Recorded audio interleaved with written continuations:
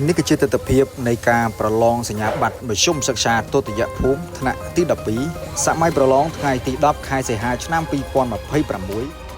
គណៈវិទ្យាខ្ញុំបានសំណាងកំពុងស្ថិតនៅខាងមុខនឹងវិទ្យាល័យហ៊ុនសែនប៊ុនរនីវត្តភ្នំនៅថ្ងៃទី1នៃការចាប់ផ្ដើមការប្រឡងគឺត្រូវនៅថ្ងៃទី10ខែ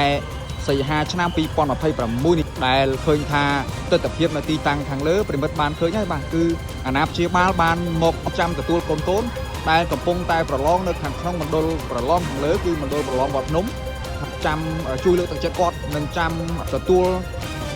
ពួកគាត់ចេញពីប្រឡងមកវិញបាទហើយឃើញថាប្រិមិត្តបានឃើញហើយបាទទស្សនវិជ្ជានៅទីតាំងមណ្ឌលប្រឡងវត្តភ្នំឃើញថាម្ដាយឪពុកក៏ដូចជា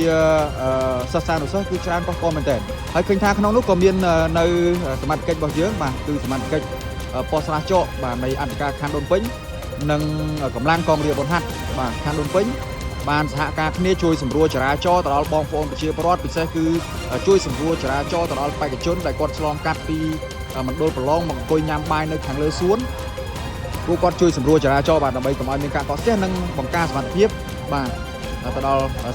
បេក្ខជនរបស់យើងផងដែរបាទសូមជម្រាបទៅកាន់ប្រិយមិត្តផងដែរថាចំពោះការប្រឡងនៃថ្នាក់វិទ្យាសាស្ត្រនៅព្រឹកនេះគឺថ្ងៃទី10ខែសីហាឆ្នាំ2026គឺមានវិញ្ញាសាជីវវិទ្យានិងប្រវត្តិវិទ្យាបាទគឺនៅក្នុងថ្នាក់វិទ្យាសាស្ត្រនៅព្រឹកនេះតែម្ដងហើយឃើញថាអាណាព្យាបាលបានចាំ